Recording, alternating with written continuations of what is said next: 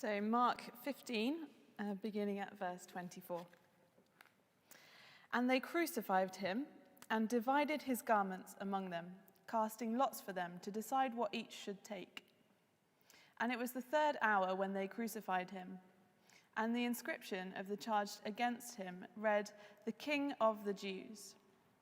And with him they crucified two robbers, one on his right and one on his left. And those who passed by derided him, wagging their heads and saying, "Aha, you who would destroy the temple and rebuild it in 3 days, save yourself and come down from the cross." So also the chief priests with the scribes mocked him to one another, saying, "He saved others, he cannot save himself. Let the Christ, the King of Israel, come down now from the cross, that we may see and believe." Those who were crucified with him also reviled him. And when the 6th hour had come, there was darkness over the whole land until the 9th hour. And at the 9th hour, Jesus cried with a loud voice, "Eloi, Eloi, lema sabachthani," which means, my God, why have you forsaken me?" And some of the bystanders hearing it said, "Behold, he is calling Elijah." And someone ran and filled a sponge with sour wine and put it on a reed and gave it to him to drink, saying, "Wait, let us see whether Elijah will come and take him down." And Jesus uttered a loud cry and breathed his last. And the curtain of the temple was torn in two from top to bottom. And when the centurion who stood facing him saw that in this way he breathed his last, he said, "Truly, this man was the Son of God."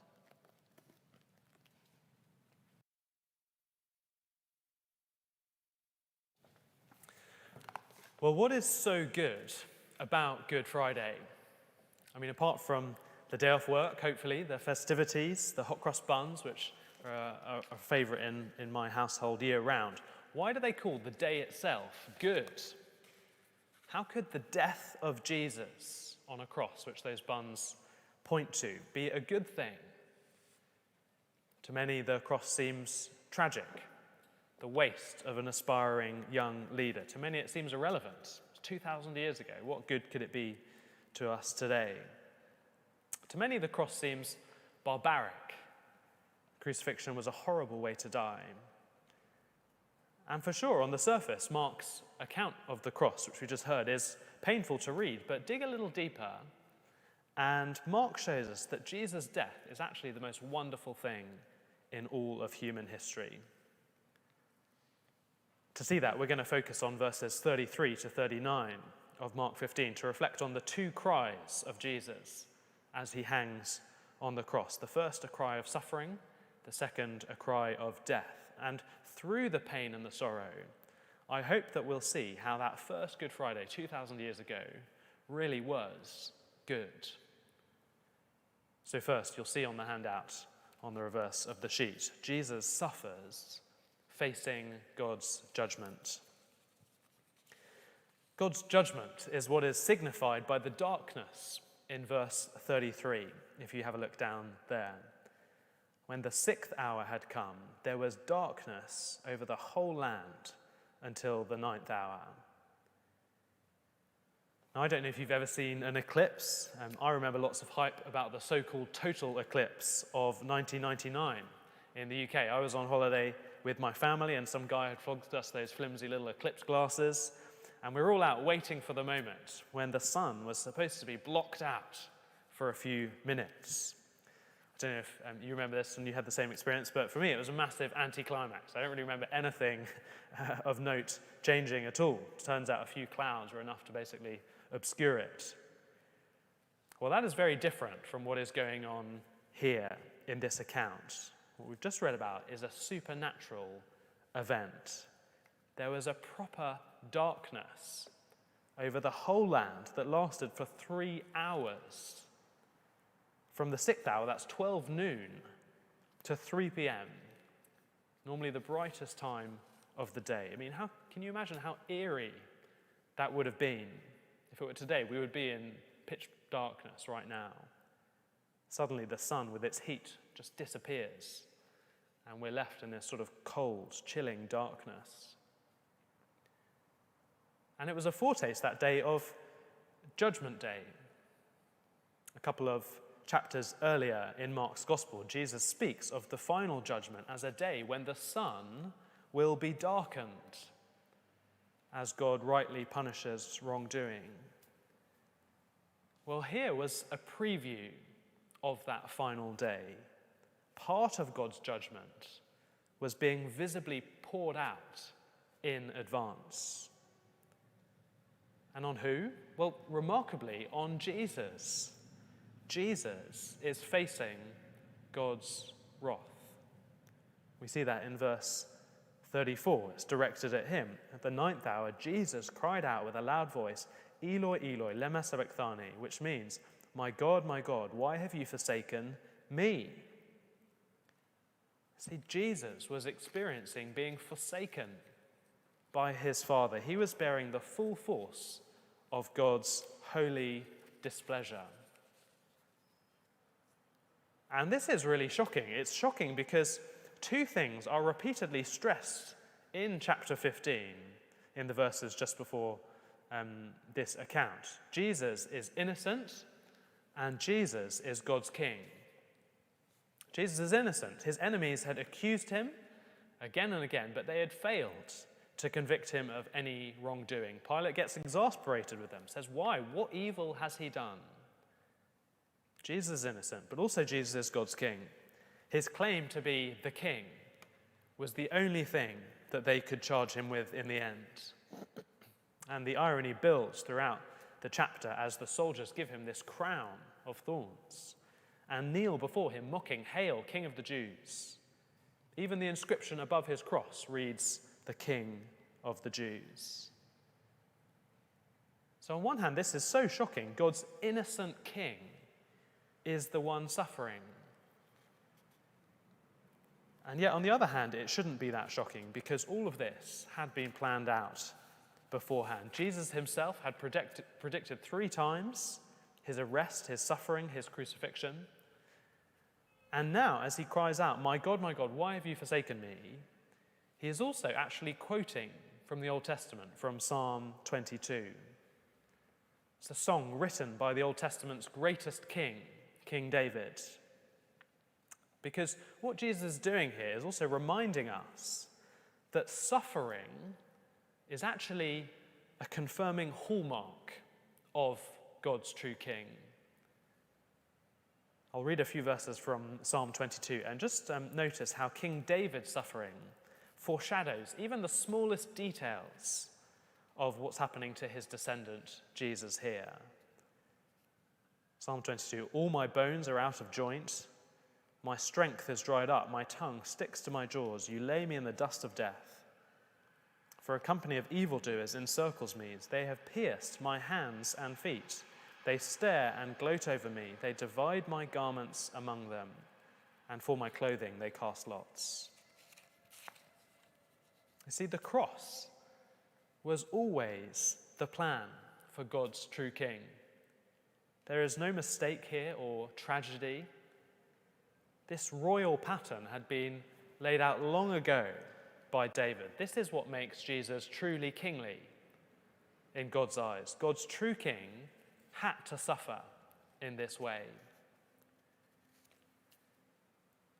But if this was all part of God's plan, well, what is the purpose of it? What is the purpose of all this suffering? And that brings us to the next subpoint. Jesus was facing God's judgment in place of others.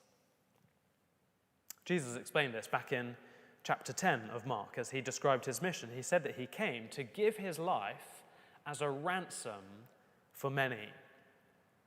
His life would be the ransom price given in place of others' freedom, spiritually speaking.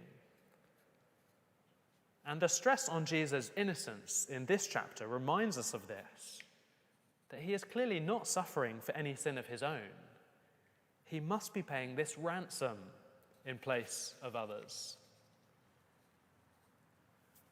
Salvo d'Acquisto was a young Italian policeman during World War II, and by 1943 the Nazis had taken control of his hometown.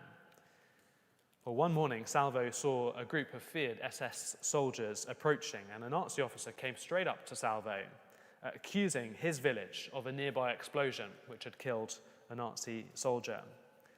This officer was furious, and he rounded up all the villagers he could find, 22 villagers, and told Salvo, if you can't find the person responsible, they will all be shot. Well, no one came forward. And so the villagers were forced to dig their own mass grave.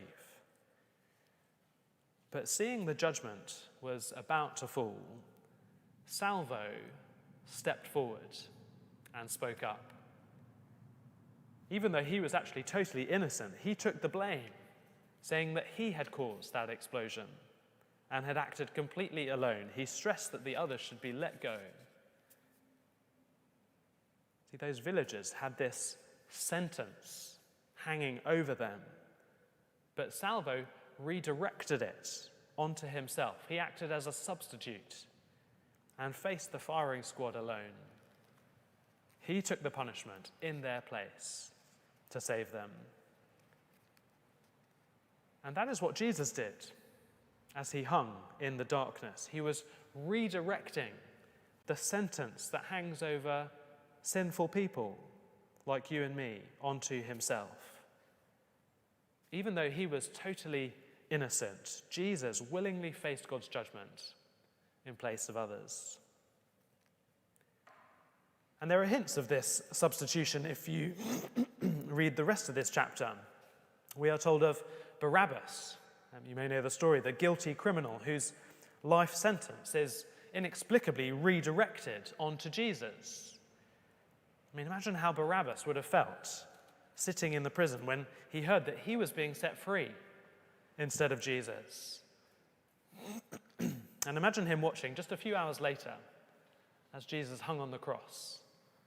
You can imagine him thinking that it should have been him there, but that Jesus had taken his place. And it is not just Barabbas. None of us have lived as we should. We've all failed God's good and perfect standards. Every person, the Bible says, is actually guilty before God. But Jesus, though innocent, takes the punishment for the guilty. Jesus is the only one without a guilty sentence himself. So only Jesus can take our place. And remarkably, wonderfully, he is willing to do it. Even as he's taunted on the cross, save yourself. He saved others, he cannot save himself. Well, the irony is, Jesus could have saved himself, but he refused. He wouldn't save himself, precisely because he was determined to save others.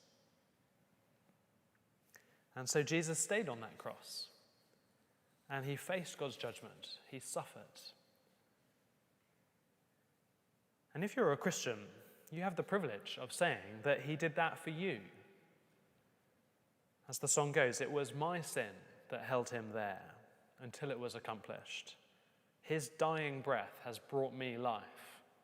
I know that it is finished. The tragedy is that so few people really understand what was going on the cross. As Jesus cried, Eloi, Eloi, lema sabachthani, my God, why have you forsaken me? He's surrounded by misunderstanding. Bystanders seem to mishear Eloi for Eli and think that he's calling Elijah, the prophet, to rescue him. You see, to most people there that day, this once popular religious figure had become a needy, pitiable figure on his way out. And that is what we can really expect from the world around us today as well. Most of our friends, our colleagues, don't see Jesus for who he really is. They think of him as just a pitiable figure who is now well and truly on his way out. But that means that they are actually the ones who are needy and pitiable. They are facing God's sentence of judgment, and yet they don't even know it. But Jesus had compassion on people who are lost like that. Just before he fed the 5,000, we read that Jesus saw a great crowd, and he had compassion on them because they were like sheep without a shepherd. See, Jesus came for people who didn't even know that they were in danger, like sheep without a shepherd. He wants to take the place of people like that. And that brings us to our next point, Jesus' second cry, as Jesus dies, opening salvation. The second cry that Mark tells us about is striking because crucifixion was designed to exhaust its victims until they could no longer pull themselves up to breathe and quietly slipped onto a sort of unconscious suffocation. But in verse 37, Jesus is able to utter a loud cry as he breathes his last. It seems to be another reminder that Jesus is no passive victim here. Rather, he is actively at work, even as he dies.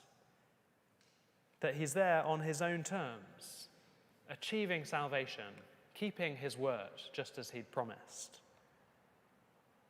And it is this moment of his death where this judgment-bearing, ransoming work is completed, and he truly opens the way to salvation. And Mark shows us this with a sudden scene change in verse 38. If his account were a movie, the camera would have had to pan away. It had been outside Jerusalem. That's where Jesus was on the cross. But it goes just for one verse to the city center, to the temple. And the camera zooms inside to the enormous curtain of the innermost holy place where God's presence symbolically dwelt. That is why people went to the temple. It was the way to approach God and to make sacrifices for forgiveness. But now Jesus dies as the perfect sacrifice. And so God does away with the old temple system. Have another look at verse 38, if you would. The curtain of the temple was torn in two from top to bottom. See, any in the temple that afternoon would have heard an almighty shredding sound as God literally ripped up the holy place. It was a huge sign that the temple system was now redundant and that God had left the building. That phrase was announced at the end of Elvis concerts to try and get rid of the crowds, hopeful for an encore. Elvis has left the building. It's meant to say that there's no point hanging around because you won't find Elvis there anymore. And similarly, this ripped curtain means that there's no point hanging around in the temple because we won't find God there anymore. See, the temple served a makeshift, temporary, limited purpose, but now it has been replaced with Jesus' death. That is the real and better way to relate to God now. It has opened up the possibility of forgiveness and relationship with God wherever we are and whoever we are. Which brings us to our final subpoint. Salvation is open to any who believe. I don't know if you've seen on Netflix The English Game. It's a series about the game of football in the 19th century opening up to the masses. Originally, it was only played by the most privileged schools in England, and the aristocracy thought of football as their game. But despite resistance from the elite, increasingly the door was forced open for everyone else, and the hardened mining towns take on the posh toffs in sort of quite amusing little confrontations. And of course, football today is enjoyed in every country of the world, no matter what class or background people are from, no matter if you've got a full-size pitch or just a tiny scrap of ground somewhere. I mean, many of the best players started off in backyards or council estates, on streets and the slums of the world's poorest nations. Football is now open to anyone, and it is much better for it. And in a similar but far more important way, how wonderful it is that salvation is now open to anyone, anywhere. Meeting with God, relating to him, approaching God is no longer a privilege just for a few. God doesn't hang around in special buildings anymore. There is nothing holy now about going to Jerusalem or the Vatican, for example. Sure, it may be interesting, but it won't get us any closer to God than if we were to pray at home or at your office at work. See, Jesus' death has opened up the privilege of approaching God to anyone, wherever and whoever they are. And the centurion overseeing Jesus' crucifixion makes this point. He wasn't Jewish, he was a Roman. He was considered an enemy of God's people. And to become a centurion, well, he must have been very good at killing people, I imagine. So a very unlikely person to be accepted by God. And yet it seems that he is the first to be saved after Jesus' death. Salvation is open to anyone. But that doesn't mean that it is found by everyone. We've considered how it seems there is real hope for the lost crowds, despite their current ignorance. But there does seem to be less hope for the religious leaders of Jesus' day. Throughout the whole gospel, they had been bent against Jesus, trying to just get rid of him. And their cruel mocking at his death seems just to confirm their rejection of him. Well, Jesus was clear in his teaching that those who reject him will be rejected by God. Salvation can't be for them. See, a right response to Jesus is necessary. And so what is it about the centurion's response that is right? Well, have a look at verse 39, our final verse. When the centurion, who stood facing Jesus, saw that in this way he breathed his last, he said, "Truly, this man was the Son of God." On one hand, we could say it's as simple as believing in Jesus. He makes this great declaration of faith. Truly, this man was the Son of God. But to call Jesus the Son of God is a hugely loaded and significant phrase. It is how Mark introduces us to Jesus in the very first sentence, the very first line of his whole gospel, back in chapter 1. Jesus Christ, the Son of God. It's a title of utter authority. It basically means that Jesus is God's king, and everyone needs to get on the right side of him. But throughout the gospel, actually no human in Mark's gospel has acknowledged Jesus as the Son until this moment. This is the moment that Mark has been trying to get his readers to. It's here with the centurion that we're supposed to think, bingo, finally. This centurion has had his eyes opened to see Jesus for who he really is. But the strange thing is that this eureka moment happens as Jesus dies. He sees Jesus as the king as he dies. I mean, most people saw the cross as weakness and failure. The religious leaders mocked, "Come down now from the cross that we may see and believe." But ironically, it's as Jesus doesn't come down from the cross that this centurion sees and believes. He looks at the cross and sees Jesus' divine authority. Truly, he says, this man was the Son of God. He acknowledges Jesus as God's king, even as he dies, or more precisely, because Jesus died. And that is what Mark wants us as his readers to see too. It is at the cross, as Jesus suffers God's judgment in our place and dies, that he is truly shown to be king. Jesus' willingness to lower himself at the cross is what best shows his exalted authority as king. His embracing weakness at the cross is what shows his strength as king. His laying down of his rights is what shows his right to be our king. And so as we draw towards a close, I'd encourage us to keep reflecting on the cross this Easter time. If this is somewhat new to you, I hope that you can see what is so good about this first Good Friday. Jesus' death opens up the way of salvation to anyone. It is open to you if you're willing to put your trust in his death and make Jesus your king. And for those of us who are already followers of Jesus, I hope this renews our praise and wonder at all that Jesus has done for us, particularly maybe if we're feeling just a little bit dry, a bit tired, a bit stagnant in our faith perhaps. The cross is the only source of real living faith. And I hope it encourages us to live with Jesus as King in every area of our lives, to give him the reins of our ambitions, our careers, our time, our reputations. That may at times feel like that is leading us down our own path of suffering, as others think we are weird and so on for following Jesus publicly.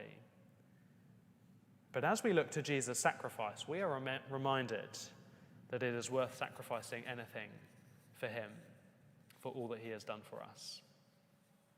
Well, why don't I pray to close our time? Father, thank you so much that Jesus willingly suffered and died to save sinful people like us. Thank you that if we're following Jesus as our King, we can know that he faced the judgment that we deserve in our place. Thank you so much that salvation is now open to anyone. And please help us to consider how to live in light of this. Amen. Well, thank you very much for joining us today. Just as we close, I'll just draw your attention to the notices. We'd love to see you again, but number 3 there, you'll see that there's no talk next week. So please don't come next week. We've just got a 1-week break before we are back for our usual weekly Thursday lunchtime talks. We start a new series. You'll see those yellow flyers on your tables in 2 weeks' time. The other thing to note is Christianity Explored, number 2 on the sheet there. It's a short, informal course looking at the basics of Christianity from Mark's Gospel, with the opportunity to listen, to ask any questions you may have. Great way to investigate further if things are newer to you, or perhaps to brush up on the basics. Our next course starts this coming Wednesday, 7 p.m, just for 1 hour here at St. Nick's. And if you've never done something like that before, why not try the first session? And I'm confident that you'll find it a stimulating, interesting time. All that remains is to wish you all a happy Good Friday for tomorrow, a happy Easter. I hope you'll have a great break, and hope to see you in a couple of weeks' time, perhaps.